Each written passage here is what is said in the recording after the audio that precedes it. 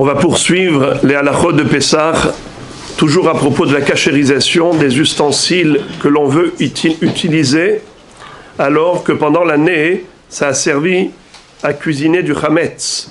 Et comme on le sait, la Torah nous a interdit de consommer même le goût d'un aliment interdit. Pas uniquement l'aliment lui-même, dans sa matière, mais même son goût. Ta'am ke'ikar. C'est toute la base de la notion de kashérisation des kelim. Des kelim qui ont servi pour cuisiner quelque chose qui est interdit, eh bien ce keli ne peut être utilisé qu'après kashérisation. Alors, on va parler maintenant de la kashérisation d'un lave-vaisselle pour Pessah. Est-ce qu'on a la possibilité d'utiliser le lave-vaisselle? C'est tellement pratique aujourd'hui. On prend les kelim, on les met dedans, on appuie sur un bouton, kasher ou pas. Alors, déjà, ce qu'il faut savoir, c'est que tout keli que l'on veut kashériser, il faut qu'il soit nettoyé nickel chrome. Ça veut dire qu'il faut qu'il y ait aucun écran entre l'eau bouillante et le keli lui-même.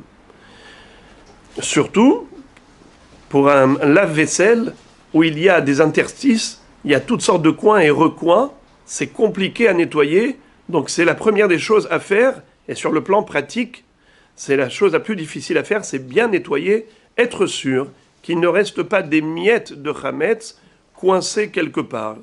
Et donc même si je vais kashériser, mais il y a peut-être des endroits où il y a du chametz qui se cache, et pendant Pessah, je vais utiliser avec ma vaisselle kasher, et il y a encore du chametz qui donne du goût.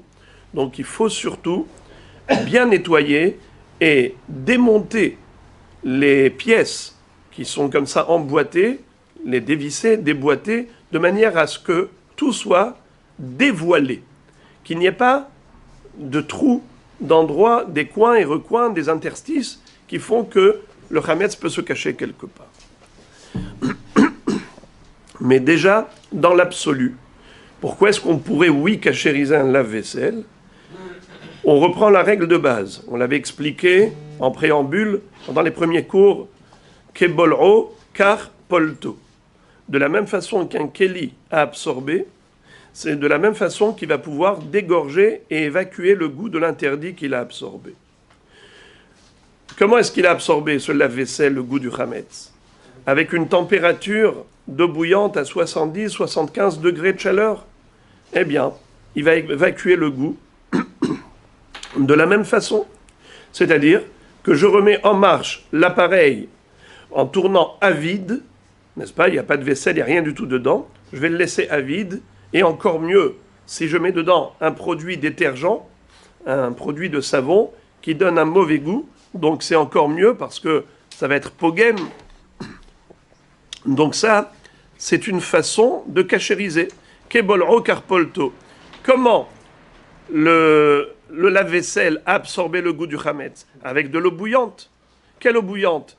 Celle de la température de la machine.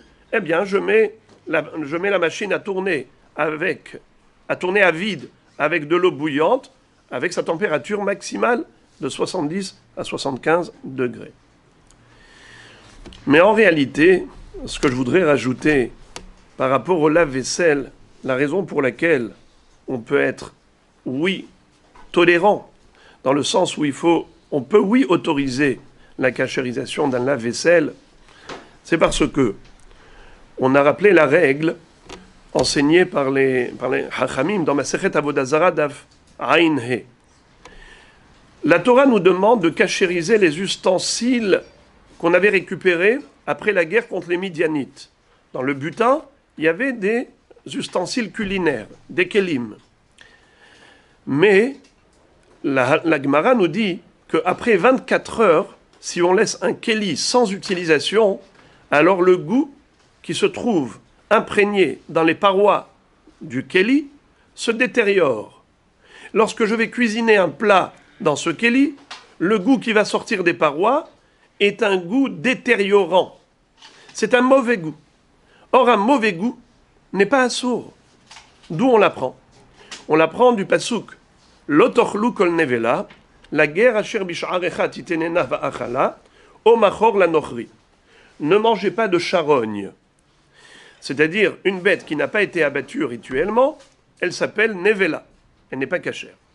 Mais si cette viande-là s'est abîmée, elle s'est gâtée, cette viande, figurez-vous, que Minatora, elle n'est plus interdite. Pourquoi? Parce qu'elle n'est plus comestible. Elle n'est plus mangeable pour un être humain. Comme on le sait, la Torah nous dit, la nevela, ne la mangez pas, la charogne. Qu'est-ce que vous en faites? Vendez-la au goy. Mais si le goy lui-même ne peut pas la manger parce qu'elle est immangeable, parce que la viande a pourri, donc elle est pegouma, ce n'est plus assour. Nevela hareouya leger kerouya nevela, chez ena hareouya leger, ena kerouya nevela. Ce qui est mangeable pour un goy est interdit pour le juif. Si cette nevela n'est pas mangeable pour le goy, eh bien elle n'est pas interdite pour le juif. De là on apprend le yesod. Un mauvais goût de issour n'est pas interdit par la Torah. Alors dans ce cas-là, vous me poserez la question, à quoi cela sert de cachériser les kélim? C'est de la fatigue inutile.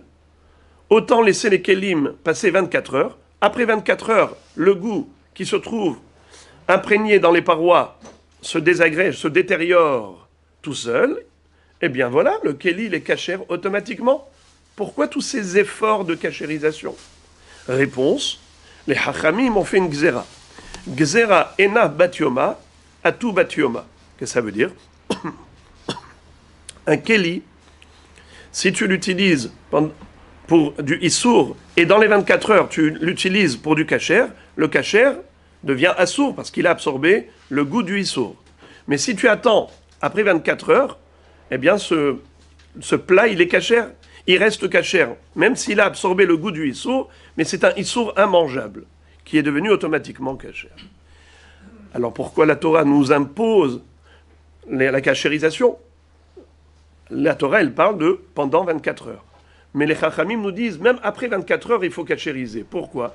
Parce que si tu vas utiliser le kéli sans kashérisation, eh bien, au fil des générations, les gens vont oublier cette notion de kashérisation. Tout le monde laisse le kéli 24 heures, mais après des générations, les gens vont dire, quelle différence, 24 heures, pas 24 heures? Ils n'ont jamais vu c'est quoi la kashérisation. Ils vont prendre n'importe quel kéli, même ben yomo, et ils vont l'utiliser. Et ils ne vont pas savoir que c'est assour. C'est pour ça que Hachamim ont généralisé l'institution de kashérisation. Et ils ont dit, peu importe, avant 24 heures, après 24 heures, tout kéli qui a absorbé du issour nécessite kashérisation. Au moins, les choses sont claires. Il n'y a plus d'ambiguïté ni de confusion possible. Alors maintenant, on va comprendre. Tout ce din-là de kashérisation, c'est seulement lorsque le kéli a absorbé un goût d'aliment qui était bon, qui était positif. Donc il était assour. Même si après 24 heures, ce goût s'est détérioré, la takana de Hachamim, qui consiste à kashériser le kéli, elle reste en vigueur. Mais lorsqu'un kéli a absorbé, depuis le début, un goût mauvais, lorsqu'un kéli, depuis le début, il a absorbé un goût mauvais, là, il n'y a pas eu de takana de Hachamim. Je prends un exemple. Quelqu'un, par exemple, avait un kéli où il y avait dedans, où on avait cuisiné dedans de la viande. On a lavé le kéli. Il est propre. On l'a laissé plus de 24 heures sans utilisation. Quelqu'un, par inadvertance, il a pris cette casserole, cette marmite de viande, et il a cuit dedans du lait. D'accord? Ce lait-là est cachère ou pas cachère? Pourquoi? Bravo. Après 24 heures, le goût de viande qui était dans la marmite, qui s'est dégagé dans le lait, eh bien, figurez-vous qu'il a abîmé le lait. Il a détérioré le lait. Donc, il ne l'a pas interdit. Un goût détériorant n'est pas interdit. Et pourtant, je n'avais pas le droit, a priori, de cuire du lait dans une casserole de viande. A priori, je n'avais pas le droit. Qu'est-ce qu'il fallait que je fasse? Cachérisation. Mais si je ne l'ai pas fait, eh bien, a posteriori, ce n'est pas grave, car le goût qui est sorti de la marmite et qui est rentré dans le lait, c'était un goût mauvais. Donc on a compris qu'un goût mauvais qui rentre dans un endroit, dans un aliment ou dans un kéli, n'interdit pas ni l'aliment ni le kéli. Alors, à quoi je veux en venir? La chute, c'est quoi? C'est que quand on va laver la vaisselle, dans un lave-vaisselle, qu'est-ce qu'on met en général? On met un produit détergent, on met du savon. Donc lorsque la machine va se mettre en marche, qu'est-ce qu'on va avoir? De l'eau avec toutes les saletés qu'il y a dedans, et en plus avec le savon qui est dedans. Et quand l'eau va chauffer, que ça va ensuite s'imprégner dans les parois du lave-vaisselle, qu'est-ce qu'on va avoir comme goût? Un goût mauvais, qui depuis le début était mauvais. Donc c'est presque à la limite, je vais le dire à voix basse, à la limite, je veux dire sur le plan théorique, philosophique, la machine à laver la vaisselle n'a même pas besoin de cachérisation, puisque depuis le début, tout ce qu'elle a absorbé, c'était que du mauvais goût. C'est du goût savonneux, du chametz avec du savon. C'est un goût mauvais. Donc, les parois de la machine à laver la vaisselle, elle a absorbé quoi comme goût depuis le début?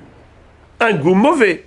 Quand est-ce que Hachamim ont dit que, bien que dans les parois de la marmite, il y a un mauvais goût, il faut cachérisation? C'est lorsque ce goût, quand il a pénétré les parois, il était bon à l'origine. Initialement, c'était un bon goût qui a pénétré les parois, et il s'est détérioré tout seul au fil des 24 heures.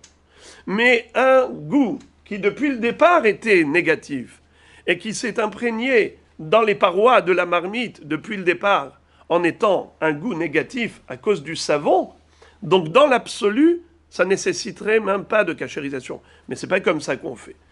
On cachérise, qu'est-ce qu'on a à perdre? Autant bien faire les choses, et donc on vide et on nettoie bien correctement, et comme je vous l'ai dit, la seule difficulté au niveau de ces appareils, c'est d'accéder à tous les coins et recoins pour aller récurer et nettoyer tous les interstices pour être sûr qu'il ne reste pas de mamachout, qu'il ne reste pas surtout du chametz à l'intérieur qui pourrait se dégager pendant Pessah et nous interdire les kelim. Baruchim tiyu.